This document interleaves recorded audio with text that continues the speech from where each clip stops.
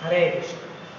तो आज के सेशन में हम कवर कर रहे हैं Bhagavad Gita as it is chapter 10 text number 17। तो आज के श्लोक अर्जुन भगवान कृष्ण को संबोधित करते हुए अर्जुन भगवान से यहाँ पे दो प्रश्न पूछ रहे हैं। जैसे हमने पिछले श्लोकों में देखा है, इन पिछले 3-4 श्लोक से अर्जुन भगवान को संबोधित करते हुए पहले अपने साक्षात्कार जो उन्होंने प्राप्त किया है उसके द्वारा भगवान को ग्लोरीफाई करते हैं, और उसके बाद किस प्रकार से भगवान को वो कुछ प्रश्न पूछ रहे हैं हम सभी मनुष्यों के तरफ से, हम सभी जीवियों के तरफ से अर्जुन से भगवान से कुछ प्रश्न पूछ रहे हैं। तो इसी प्रकार आज के श्लोक में भी अर्जुन यहाँ पे दो प्रश्न भगवान से कर रहे हैं, और ये दो प्रश्न इस प्रकार से हैं।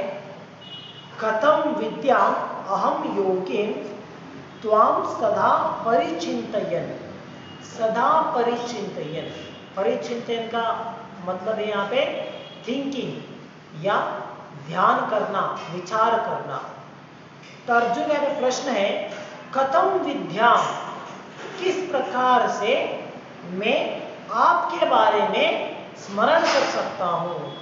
सदा परिचिंतयन, सदा मतलब ऑलवेज, हमेशा आपके बारे में कैसे विचार कर सकता हूँ, कैसे सोच सकता हूँ, यह अर्जुन का एक प्रश्न है। और साथ ही केषु केषु च भावेषु चिंत्योसि भगवन् मया। चिंत्योसि भगवन्, चिंत्या मतलब टू बी रिमेम्बर्ड। तो अर्जुन यहाँ पे भगवान से दूसरा प्रश्न पूछ रहे हैं कि किस प्रकार के अलग अलग रूप में मैं आपको स्मरण कर सकता हूँ। तो ये दो प्रश्न अर्जुन भगवान से यहाँ पे पूछ रहे हैं। तो हम देखते हैं अगली एक श्लोक भी अर्जुन भगवान को संबोधित करेंगे, और उसके बाद में से मतलब टेक्स्ट नंबर 19 से प्रारंभ करते हुए भगवान कृष्ण अर्जुन के इन संदेहों को समाप्त करते हुए उसके लिए उत्तर देना प्रारंभ करेंगे। तो आज के श्लोक में जब अर्जुन ये दो प्रश्न पूछ रहे हैं भगवान से, तो भावार्थ में प्रभुपाद उसके लिए एलाबोरेट करते हुए यहाँ पे समझाते हैं कि किस प्रकार भगवान कृष्ण को समझना सभी लोगों के लिए पॉसिबल नहीं है। सभी लोगों के लिए भगवान को समझना आसान नहीं है। इसके लिए स्वयं भगवान भी पिछले अध्याय में हम समझाते हैं कि किस प्रकार जो अज्ञानी होते हैं या जो एथिस्ट होते हैं, जो भगवान के अस्तित्व को स्वीकार नहीं करते, भगवान अपने आप को उन लोगों से बचा के रखते हैं, हमेशा उनके नजर से बचा के रखते हैं। इस प्रकार भगवान उस श्लोक में कहते हैं that he has the power to decide whom to reveal and whom not to reveal। किसे भगवान को अपने आप को दिखाना है, किस जीव के लिए अपना दर्शन देना है और किस लोगों को अपना दर्शन नहीं देना है, तो ये भगवान चूज करते हैं। तो भगवान किस प्रकार से कर सकते हैं, अपनी योग माया के द्वारा भगवान चूज कर सकते हैं कि उन्हें कौन साक्षात्कार कर सकता है और कौन उनकी साक्षात्कार से बहुत दूर रह सकता है। तो ये भगवान चूज करते हैं। और इस प्रकार से भगवान क्यों चूज करते हैं, कोई सोच सकता है भगवान तो सभी लोगों के लिए समान है, भगवान कभी किसी को अपना नहीं कहते, किसी को पराया नहीं कहते। तो अगर भगवान सभी लोगों के लिए समान है तो भगवान सभी लोगों के लिए भी आसानी से उपलब्ध होना चाहिए। जो भी भगवान को समझना चाहते हैं तो उन्हें आसानी से मिल जाना चाहिए। भगवान से क्यों कहते हैं कि जो एथिस्ट है, जो मायावादी है, जो भगवान के अस्तित्व को नहीं समझते, उन लोगों के लिए मैं उपलब्ध नहीं हूँ, और जो डिवोटीज हैं उनके लिए मैं सदैव उपलब्ध रहूँगा। तो भगवान किस प्रकार के भेदभाव करेंगे, तो इसमें से कोई सोच सकता है। तो इसके लिए हमें समझना चाहिए, जब अगर भगवान तो सभी लोगों के समान है, ये स्वयं भगवान ने भी भगवद गीता में कहा है भगवान ने कहा है कि चाहे वो मेरे भक्त हो सकते हैं या मेरे अभक्त हो सकते हैं, उन लोगों के लिए मैं समान हूँ। तो भगवान ने क्लियर से कहा है। लेकिन इसके बावजूद भगवान इस प्रकार से क्यों करते हैं? क्योंकि अगर एक अभक्त जो डिवोटी नहीं है, जो एथिस्ट है, अगर भगवान उनके सामने आ जाते हैं तो फिर भी उस जीव के हृदय में जो स्वतंत्रता है उसका इस्तेमाल करते हुए वो भगवान को निंदा करेगा, भगवान को टुकराएगा, भगवान के अस्तित्व को ही प्रश्न उठाएगा। चाहे स्वयं भगवान के सामने क्यों ना खड़े हो, फिर भी वो भगवान को स्वीकार नहीं करेगा, क्योंकि उसका मन कल्मश है, उसका मन कलुषित है और इसी कारण वो अभक्त है। तो इसीलिए वो भगवान को, चाहे वो भगवान उनके आंखों के सामने क्यों प्रस्तुत हो, फिर वो भगवान को स्वीकार नहीं करेगा।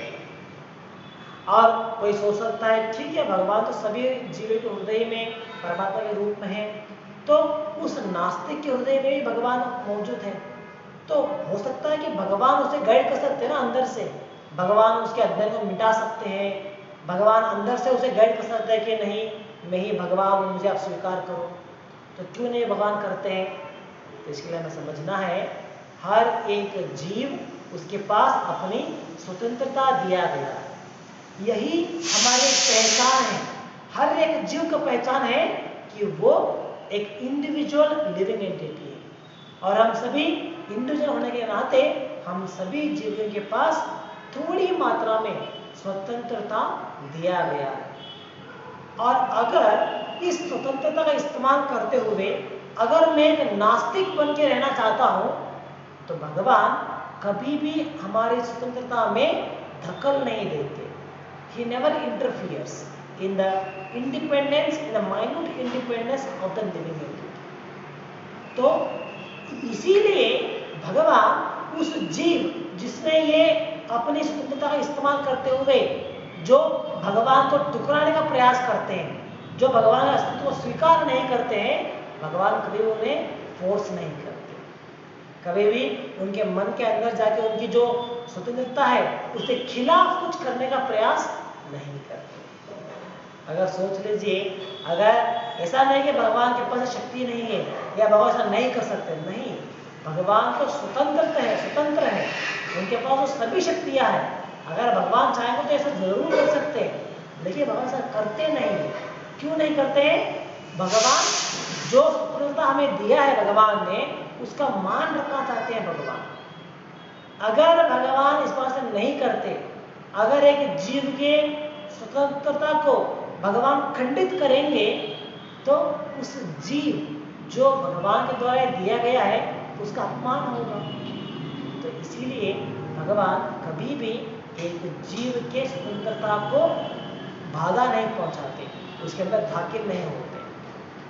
तो इसीलिए जब हम हमारे लिए दिए गए स्वतंत्रता का सही उपयोग करते हुए अगर हम भगवान के भक्त बनना चाहते हैं और जब हम इस बात से प्रयास करेंगे, तभी भगवान जो हमारे हृदय में परमात्मा के रूप में होते हैं वो हमें भक्ति मार्ग में आगे जाने के लिए हमें सभी अवसर प्रदान करेंगे, सही मार्गदर्शन करेंगे और सच्चे गुरु का आश्रय स्वीकार कराते हुए हमें भगवान तक पहुंचने का मदद करें।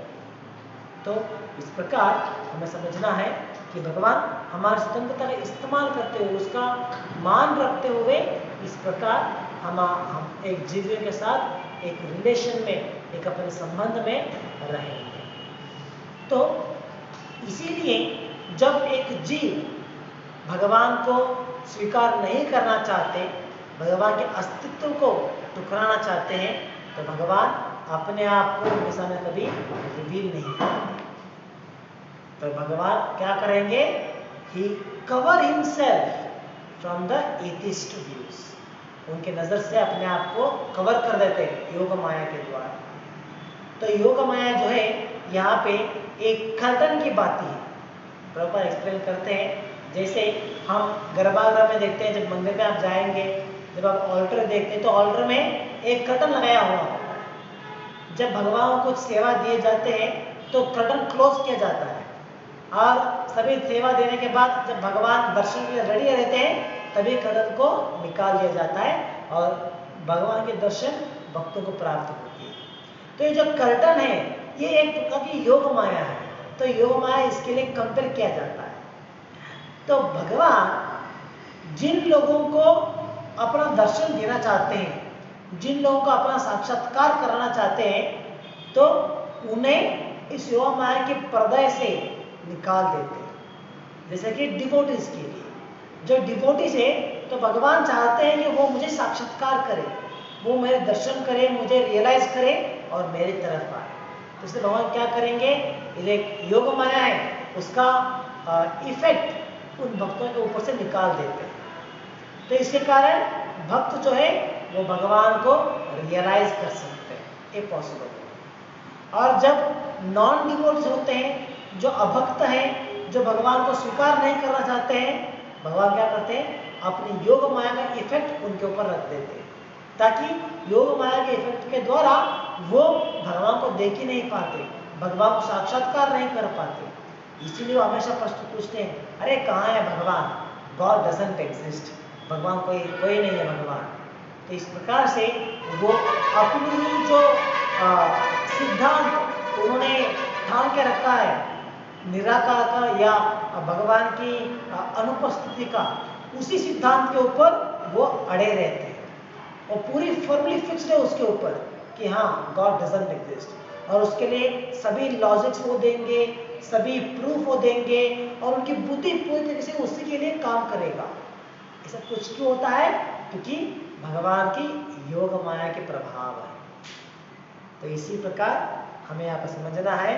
तो प्रभुपाद भागवत में यहाँ पे कहते हैं कि भगवान जब अभक्तों को अपने नजर से बचा कर रखना चाहते हैं तो भगवान योग माया के द्वारा उन्हें अपनी नजर से हटा देते हैं, बंद कर देते हैं। इसके लिए हम देख सकते हैं जब एक एथिस्ट होता है तो उनका प्रमुख आर्गुमेंट क्या होता है, वो कहते हैं I can not see God so I don't believe in him. मैं भगवान को देख नहीं सकता इसीलिए मैं भगवान में विश्वास नहीं रखता। तो ये उनका लॉजिक होता है और वो चैलेंज भी करते हैं, हाँ अगर भगवान सच में है तो मेरे सामने वो प्रेजेंट हो जाए, मेरे सामने आ जाए और मुझे कहे कि हाँ मैं भगवान हूँ, तो मैं मान लूंगा कि भगवान है। तो अगर भगवान है तो मेरे सामने आ जाए, अगर भगवान नहीं है तो कहाँ से आएंगे नहीं। तो इसीलिए मैं कहता कि भगवान नहीं है। तो ये उनका एक लॉजिक होता है। तो जो लोग इस प्रकार से प्रश्न पूछते हैं कि अगर भगवान है तो मेरे सामने आ जाए, तो यहाँ पे हमें समझना है कि यहाँ पे दो प्रकार की गलतियां हैं। वो प्रश्न में ही दो प्रकार की गलतियां हैं। एक गलती है जहाँ वो सोच रहा है कि अगर भगवान है तो मेरे सामने आ जाए। तो इसका मतलब क्या है, हम सोच रहे हैं कि भगवान तो हमारा नौकर है। जैसे अगर मेरा कोई सेवक है तो मैं ताली बजाऊंगा तो वो आ जाएगा अंदर, हाँ बोलिए क्या चाहिए आपको, है ना।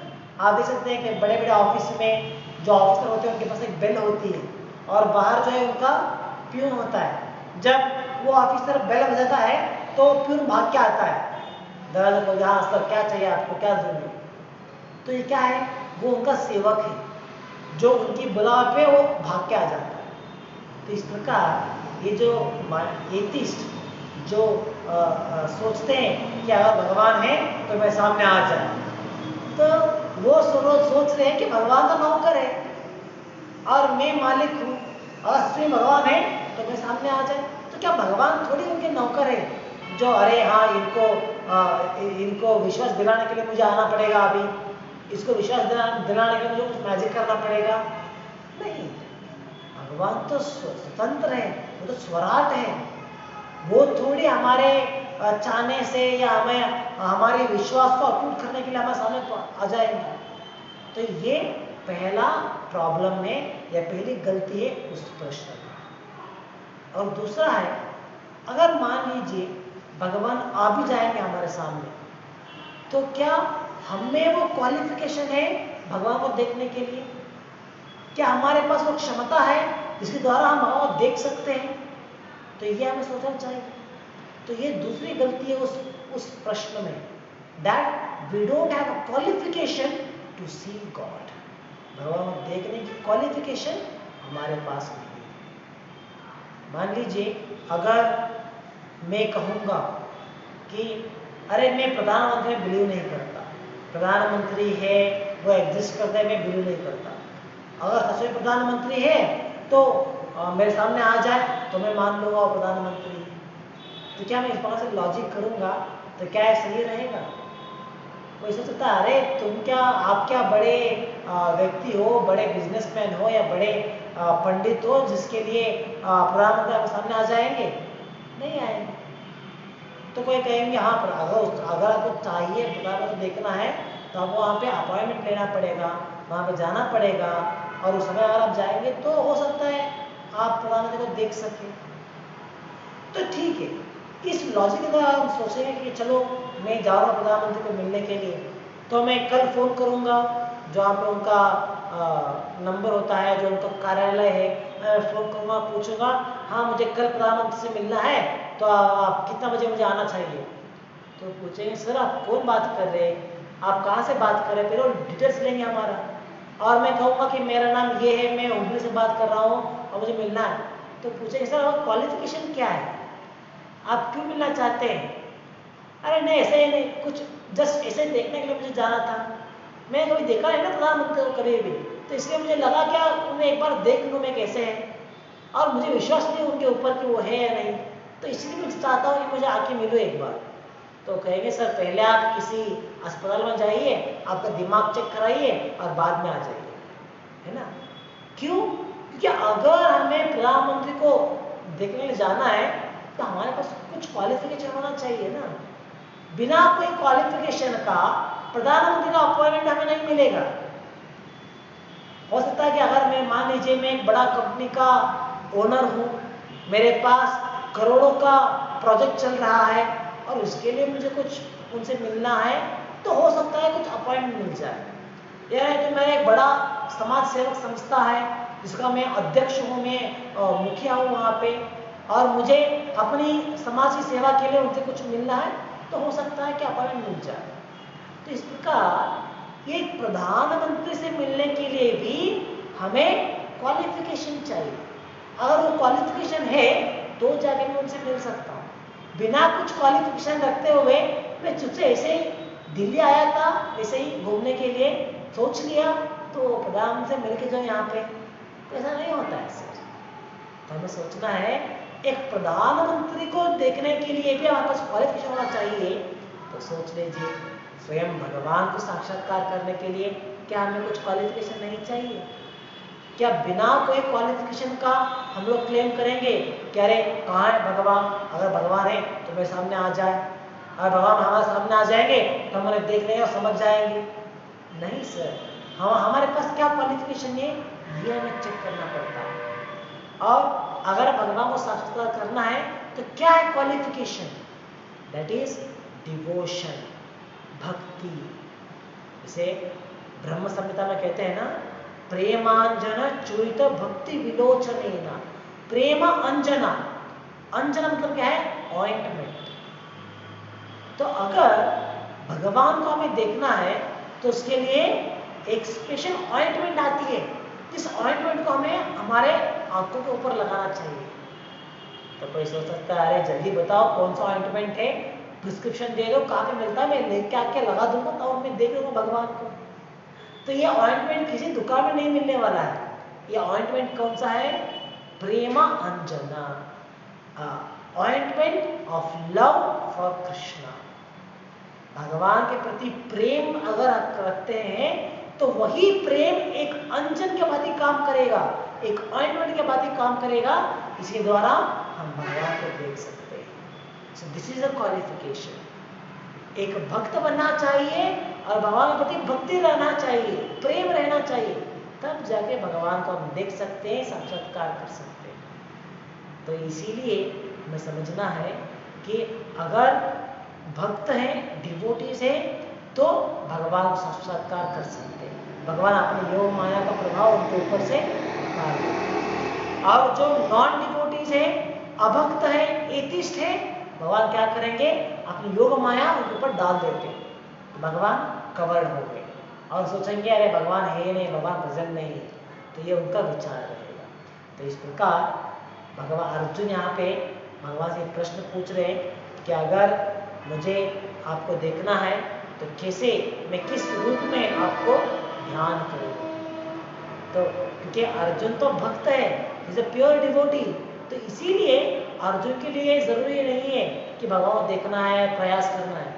भगवान तो उनके लिए योग माया का पर्दा निकाल देते हैं और अर्जुन आराम से उनको साक्षात्कार कर सकते हैं। बट फॉर अस, हमारे लिए भगवान अगर साक्षात्कार करना है तो हमें उनका भक्त बनना चाहिए, तभी जाके भगवान को हम लोग साक्षात्कार कर सकते हैं। तो जैसे हमने कहा, जो एक एथिस्ट का लॉजिक होता है, अगर भगवान मेरे सामने आ जाएंगे तो मैं उन्हें स्वीकार कर दूंगा, तो इसके लिए एक दूसरा उत्तर भी हम देख सकते हैं। जैसे कि अगर मान लीजिए अगर स्वयं भगवान हमारे सामने आ भी जाएंगे तो फिर भी हम उन्हें स्वीकार नहीं कर सकते, उन्हें समझ नहीं सकते, साक्षात्कार नहीं कर सकते।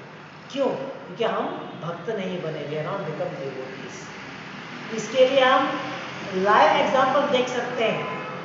जैसे द्वापर युग में जब स्वयं भगवान कृष्ण अवतार लिए थे, उस समय भगवान कृष्ण को सामने से देखने के बावजूद ऐसे ऐसे करोड़ों लोग थे जो भगवान को साक्षात्कार नहीं कर पाए। ऐसे बहुत सारे लोग थे जो भगवान को अपने आंखों सामने देख रहे हैं, उनसे बात कर रहे हैं, फिर भी वो समझ नहीं पा रहे कि यही स्वयं देवोत्तम परम पुरुष है।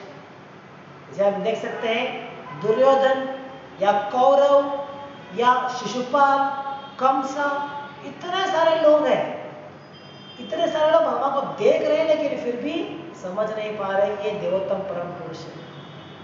इतना ही नहीं, बल्कि भगवान तो उनके सामने अपनी लीलाएं प्रदर्शित कर रहे हैं, अपनी शक्तियां प्रदर्शित कर रहे हैं, लेकिन फिर भी वो समझ नहीं पा रहे कि हाँ ये भगवान है। जैसे एक प्रसंग आता है जहाँ पे भगवान जैसे युद्ध भूमि में भगवान अर्जुन को अपना विश्व रूप दिखाते हैं। इसी प्रकार युद्ध प्रारंभ होने से पूर्व में एक प्रसंग है जब भगवान दुर्योधन को अपना विश्व रूप दिखाते हैं, और दुर्योधन के सामने अपना विश्व रूप दिखाने के बावजूद दुर्योधन क्या कर रहे हैं? दुर्योधन कहते हैं अरे ये पाखंडी है, इसे पकड़ो, इसे कारागार में डालो, इसे बंदी बना लो। तो ये दुर्योधन का विचार है। दुर्योधन देख रहा है आपके सामने और भगवान का विश्व रूप, लेकिन फिर भी वो समझ नहीं पा रहा ये देवोत्तम परम पुरुष है। वो अपने सेना कहता है, अपने सेवक को कहता है कि इसे बंदी बना लो, इसे जेल में डाल दो। तो ये दुर्योधन का विचार है। और वही विश्व रूप जब अर्जुन देखता है युद्ध भूमि में, जब अर्जुन के विश्व रूप का दर्शन दिखाया जाता है, तो अर्जुन क्या कहते हैं? he become devoted, वो क्या रूप है आपका, आप तो देवोत्तम परम पुरुष हो। और वो अपना प्रातः प्रारंभ करता है, भगवान के उस रूप को देखने के बाद उसका विवरण कर रहा है, उसका ग्लोरिफिकेशन कर रहा है और उनकी शरण में जा रहा है। तो ये अर्जुन का तरीका है। तो आप देख सकते हैं स्वयं द्वापर युग में जब भगवान स्वयं आपके सामने है, फिर भी लोग नहीं समझ पा रहे थे। तो इसीलिए अगर कोई सोचता है कि अगर भगवान मेरे सामने आ जाएंगे तो मैं स्वीकार कर लूंगा, तो ये पॉसिबल नहीं है। तो पहले उसके लिए हमें क्वालिफिकेशन होना चाहिए। अगर हमारे पास क्वालिफिकेशन है, then we can realise Krishna, otherwise it's not possible. तो एक बार ऐसा होता है, एक डिवोटी प्रभुपाद से प्रश्न पूछते हैं कि प्रभुपाद तो प्योर डिवोटी है, शुद्ध भक्त है, तो इसलिए प्रभुपाद से प्रश्न पूछते हैं दैट क्या Prabhupada have you seen Krishna, क्या आपने देखा है भगवान को? क्या आप तो शुद्ध भक्त हो, हम लोग तो अशुद्ध हैं, तो हम लोग तो देख नहीं पाते, लेकिन आप तो प्योर डिवोटी हो, तो क्या आपने देखा है कृष्णा को? तो प्रभुपाद जैसे रहते हैं, yes I have seen Krishna, मैंने देखा है भगवान। तो उसके बाद में प्रभुपाद कहते हैं actually why we should try to see Krishna, why can't we hear him?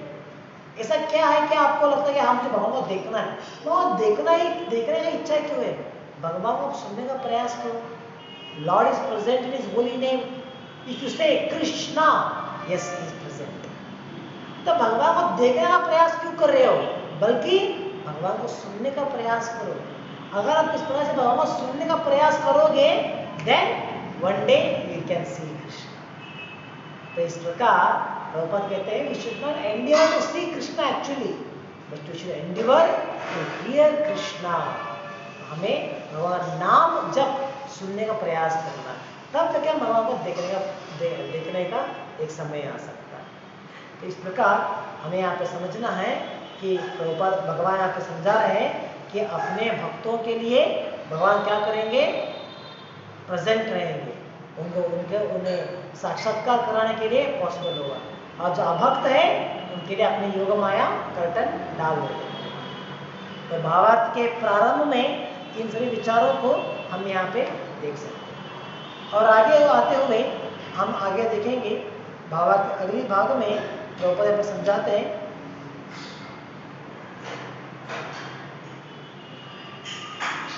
तो ये पॉइंट हमने पहले भी डिस्कस किया था पहले पिछले श्लोक में, जैसे कि अर्जुन ये सभी प्रश्न पूछ रहे हैं सिर्फ अपने लिए नहीं, बल्कि अर्जुन ये पूछ रहे हैं हम लोगों की भलाई के लिए।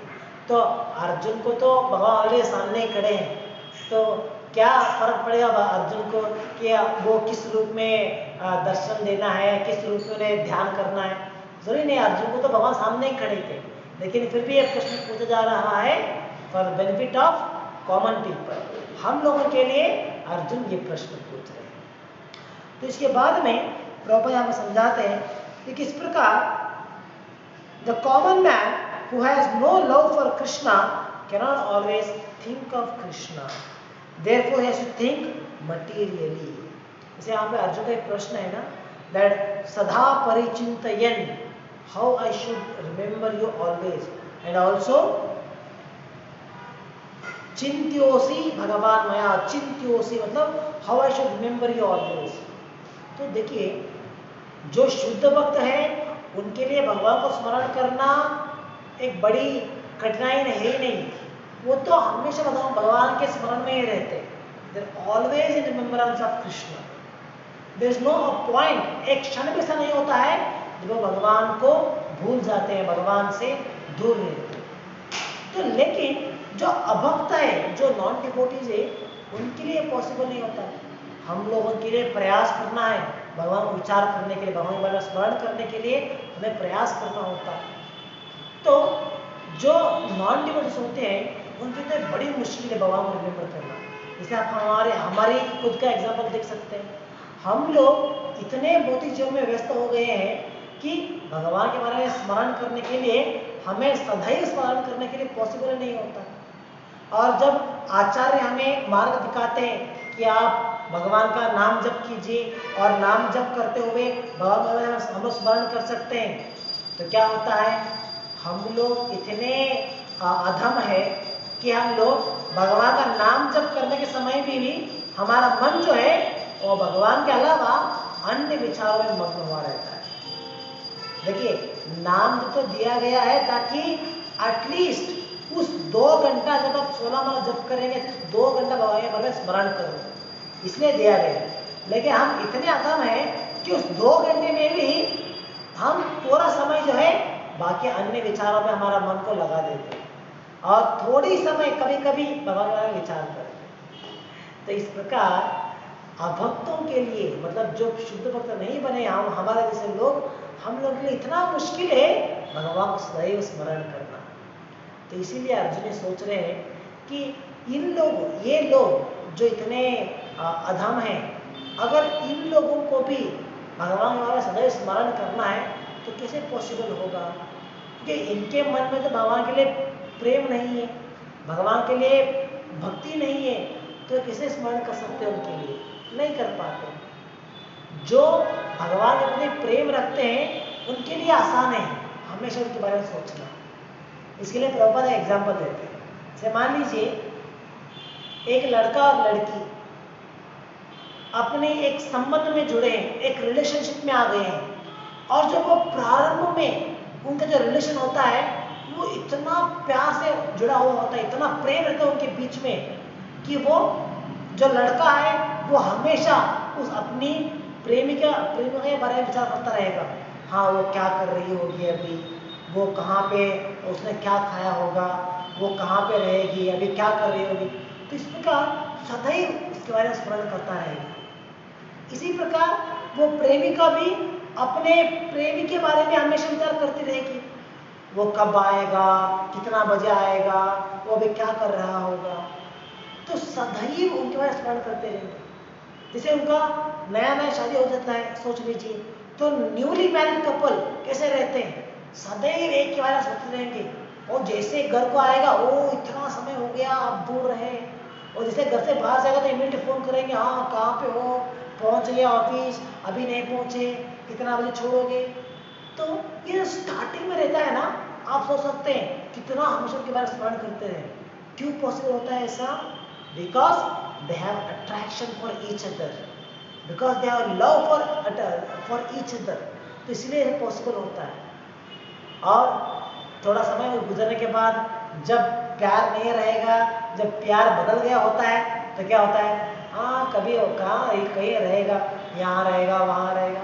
so they won't much pay attention for other partner। तो इसी प्रकार जब एक जीव को भगवान के प्रति प्रेम होता है तो क्या होता है, it's very easy to remember Krishna. लेकिन हम लोगों के लिए जब भगवान के प्रति प्रेम ही नहीं है तो हम कहाँ पे उनका स्मरण करेंगे। हम तो भूल गए ऑलरेडी उनको, भगवान को। भगवान है, हमारे लिए उपस्थित है, उन्हें हमें साक्षात्कार करना है, ये ऑलरेडी फॉरगॉटन। और उन्हें भूल के हम लोग भौतिक जीवन में लग गए हैं। हाँ मुझे यहाँ पे प्रेम मिलेगा, मुझे ये कार्य करना है, मुझे वो पाना है। इस प्रकार के पूरे संसार में हम लोग डूब गए। तो इसीलिए जब हमें भगवान के प्रति प्रेम नहीं है तो सदैव भगवान को स्मरण करना आसान नहीं है हमारे लिए। आसान क्या, हम तो कह सकते हैं कि ये ऑलमोस्ट इम्पॉसिबल है। Because without love we can not remember Krishna always. तो इसीलिए अर्जुन हमें प्रश्न पूछ रहे हैं हम लोगों के लिए कि ये लोग किस प्रकार से आप स्मरण कर सकते हैं, क्योंकि इनके मन में तो प्रेम नहीं है, फिर भी आपको स्मरण तो करना चाहिए। तो कैसे ये आपकी स्मरण कर सकते हैं, ये अर्जुन का प्रश्न है। तो अर्जुन का लॉजिक देखिए यहाँ पे कैसा है, क्योंकि हम लोग तो ये भौतिक है, तो इसीलिए हम लोग क्या कर सकते हैं, भौतिक चीजों को देख सकते हैं और भौतिक चीजों को हम लोग स्मरण कर सकते हैं। जैसे कि हम लोग सूर्य को देख सकते हैं, सूर्य की प्रकाश को देख सकते हैं, चंद्रमा के प्रकाश को देख सकते हैं, हम लोग पानी की टेस्ट को रियलाइज कर सकते हैं।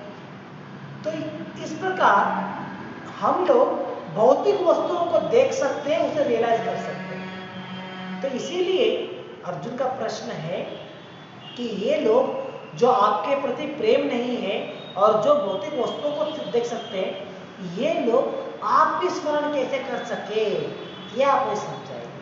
तो ये अर्जुन का प्रश्न है। तो इसी प्रश्न के हम देखेंगे आगे जब भगवान अपना उत्तर देना प्रारंभ करेंगे तो हम देख सकते हैं वहां पे भगवान इस भौतिक संसार में रहने वाले वस्तुओं में जो सर्वश्रेष्ठ है वो मेरा प्रतीक है, ये समझाना प्रारंभ करेंगे।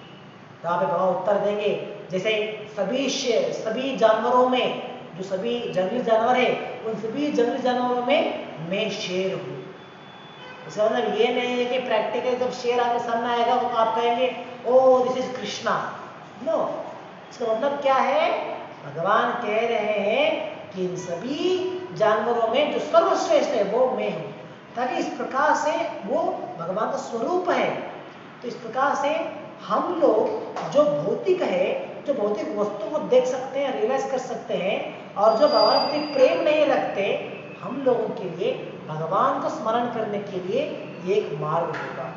जब हम शेर को देखेंगे तो हमें याद आएगा, हाँ गीता में कृष्ण ने कहा है ना कि हाँ among all animals I am lion.